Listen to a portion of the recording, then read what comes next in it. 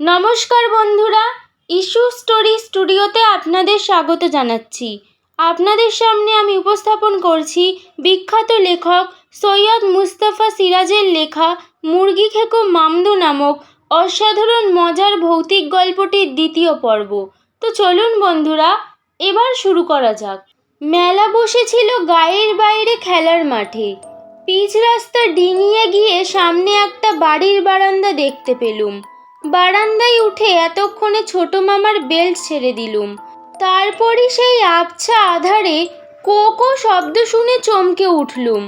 ও কিসের শব্দ ছোট মামা? ছোট মামা খিক খিক করে হেসে বললেন, সেই নররাক্ষসের মুরগিটা, বুঝলি পুটু, ওটা ধরে এনেছি।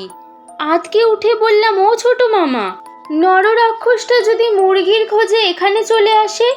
আসবে না বলে ছোট মামা মুরগিটার পিঠে হাত বুলিয়ে তাকে চুপ করাতে ব্যস্ত হলেন।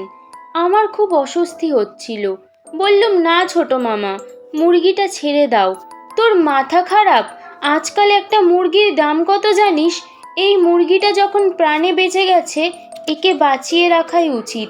ছোট মামা গদগদ ভাবে বললেন, বুঝতে চেষ্টা কর পুটু, মুরগিটা ডিম পাড়বে, এক গাদা ছানা হবে, সেগুলো বড় হয়ে ডিম পাড়বে, এমনি করে রীতিমতো একটা পোলট্রি হয়ে যাবে, তাই না?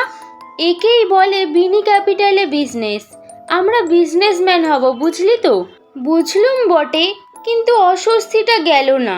খালি মনে হচ্ছিল নররাক্ষসটা যদি মুরগির গন্ধে গন্ধে এখানে এসে পড়ে, মোনা ওঝার মন্তর দিয়ে কি ওকে ঠেকানো যাবে? ও তো ভূত নয়, রাক্ষস।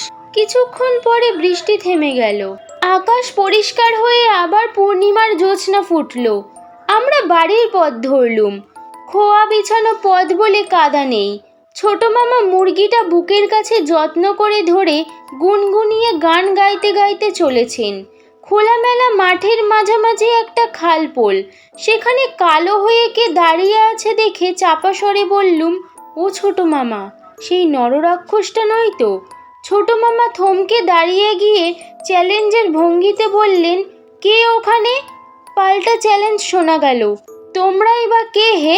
ছোট মামা খাপ্পা হয়ে বললেন, আমরা যেই হই। তুমি ভূতের মতো ওখানে দাঁড়িয়ে কি করছো? কি বললে, কি বললে? ভূতের মতো দাঁড়িয়ে আছি?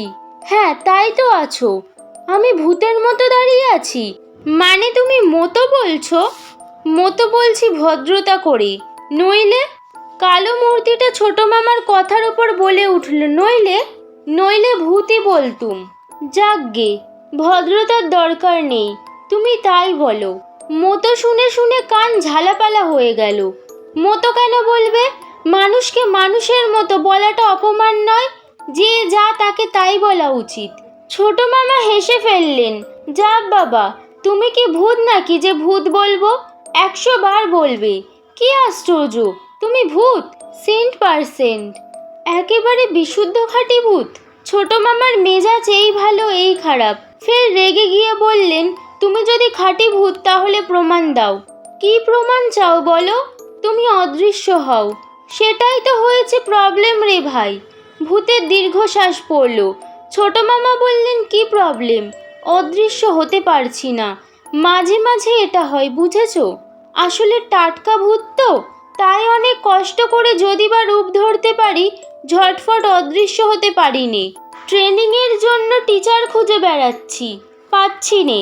শুনেছিলুম এই খালপোলে এক মামদো থাকে, সে নাকি উইকের ক্লাস কোর্সে ঝটফট ভ্যানিস হওয়া শেখায়, কিন্তু কোথায় সে?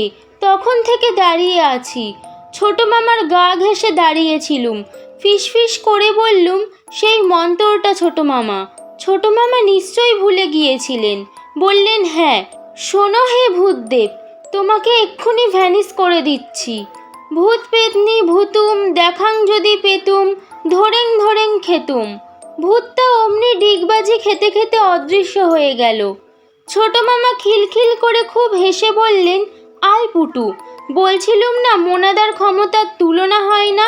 সেই সময় খালপোলের তলার দিক থেকে কেউ হেরে গলায় বলে উঠল, কি হে ছোকরা, আমার হবু ট্রেনিকে ভাগিয়ে দিলে? কবরখানায় ট্রেনিং দিয়ে এসে সবে দুমুঠো খেতে বসেছি, আর তুমি কি না? রোসো, দেখাচ্ছি মজা। খালপুলির ও মাথায় আবার একটা কালো মূর্তি দেখা গেল। এই মূর্তিটা বেশ মোটাসোটা। ছোট মামা সেই মন্ত্রটা পড়তে যাচ্ছেন, সে খ্যা খ্যা করে অদ্ভুত হেসে বলল, মোনা বুজরুকের মন্তর কাজ হবে না হে ছোকরা, আমি যে সে ভূত নই, মামদো। ছোট মামা খুব হাঁক ডাক করে মন্তরটা আওড়ালেন, কিন্তু মামদোর কিছু হলো না। সে তেমনই বিকট খ্যা খ্যা করে হাসতে থাকলো। তখন ফিসফিস করে বললুম, ছোট মামা, ওকে বরং মুরগিটা দিয়ে দাও। ছোট মামা চটে গিয়ে বললেন, দিচ্ছি মুরগি। মামদোর কানে যেতেই সে কয়েক পা এগিয়ে এলো। মুরগি দিচ্ছ তুমি?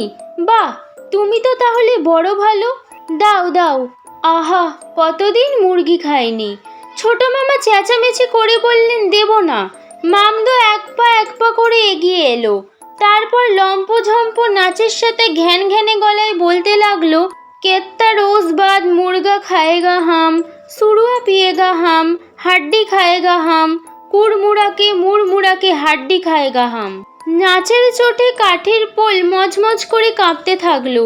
সে নাচতে নাচতে কাছে আসতেই ছোট মামা মুরগিটা খালের দিকে ছুঁড়ে ফেললেন।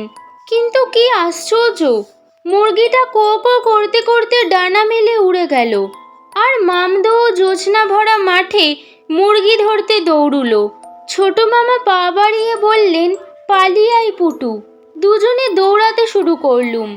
অনেকটা দৌড়ানোর পর থেমে ছোট মামা বললেন, মামদো যতই চেষ্টা করুক, নররাক্ষসীর মুরগি ধরতে পারবে না। তবে বলা যায় না, এতক্ষণ হয়তো নররাক্ষসও তার মুরগির খোঁজে বেরিয়ে পড়েছে। তা যদি পরে, বুঝলি পুটু, একখানা দেখবার মতো ডুয়েল হবে বটে। ভাগ্যিস বুদ্ধি করে মুরগিটা ধরে এনেছিলাম, নইলে মামদো আজ কেলেঙ্কারি করে ছাড়তো। ছোট মামা খিক খিক করে হাসতে লাগলেন। বললুম, আর এখানে নয় ছোট মামা, শিগগির বাড়ি চলো। এখানেই শেষ হলো গল্পটির দ্বিতীয় বা শেষ পর্ব। গল্পটির শেষ পর্ব ভালো লেগে থাকলে লাইক এবং শেয়ার করুন। এরকম আরও অনেক মজার ভৌতিক গল্প শুনতে হলে চ্যানেলটিকে সাবস্ক্রাইব করুন এবং নিজের মতামত কমেন্ট সেকশনে জানাতে ভুলবেন না।